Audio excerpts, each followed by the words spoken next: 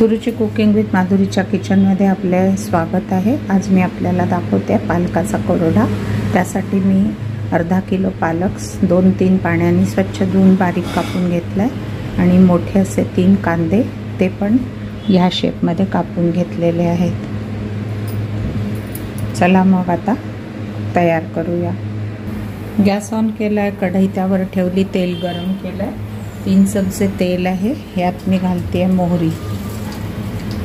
मोहरी आपली तडतडली की घालायचा आहे कांदा।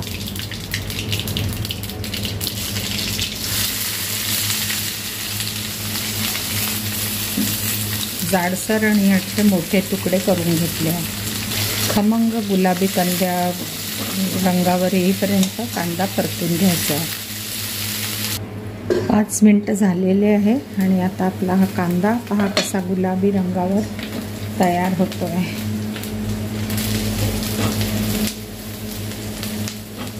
हलवून घ्यायचा।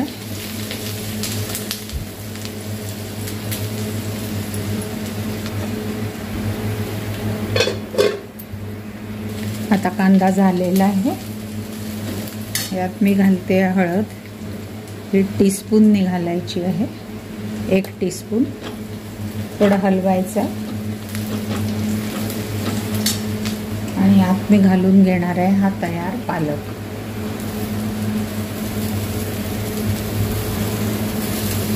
थोडं झालं की हलवून घ्यायचं।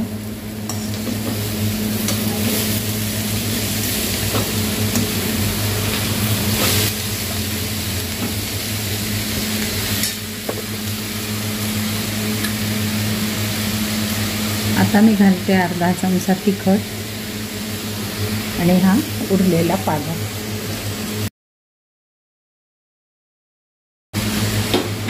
छान हलवून घ्यायचं।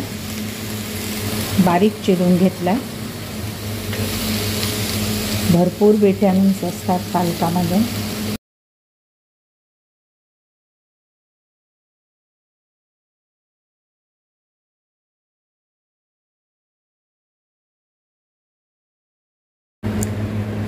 पाच मिनिटं झालेले आहे। आपण बघूया पालक किती शिजला। बऱ्यापैकी मऊ झाला आहे। थोडं पाणी पण त्याला सुटलेलं आहे। आधी पालक धुवून मग चिरलेला होता। चिरून जर आपण धुतला तर ते बरेच विटॅमिन्स त्यात पाण्यात निघून जातात।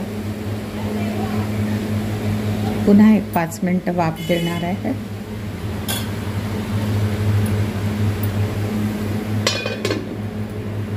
पाच मिनिटं झालेले आहे। आता ह्यात आपल्याला चवीला साखर हलवून घ्यायचं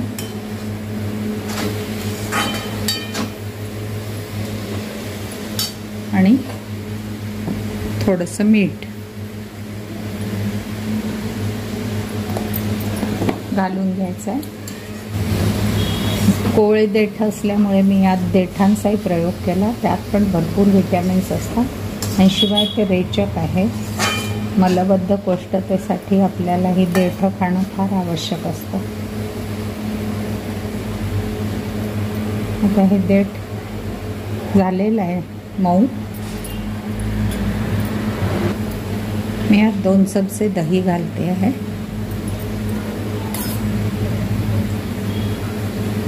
दोन टेबलस्पून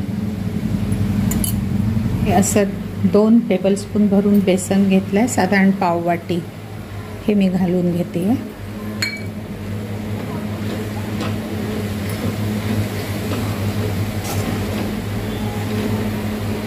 ह्याला आपण झुणका नाही म्हणायचा। झुणका म्हणजे अगदी कोरडा असतो।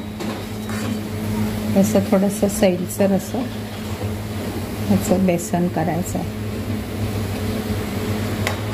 त्याला एक वाफ घ्यायची 5 मिनिटं मंद आचेवर। 2 टेबलस्पूनच मी पाणी यात घालते आहे, म्हणजे त्याला छान वाफ देता येईल, म्हणजे पीठ जे आहे ते कच्चं राहायला नको। झाकण ठेवते 5 मिनिटं। 5 मिनिटं झालेली आहे। मी गॅस बंद करते। आपला कोरडा तयार आहे सर्व करण्यासाठी। तयार आहे झटपट होणारा पालकाचा कोरडा। आपल्याला ही रेसिपी कशी वाटली? आपण माझ्या चॅनलला सबस्क्राईब नक्की करा.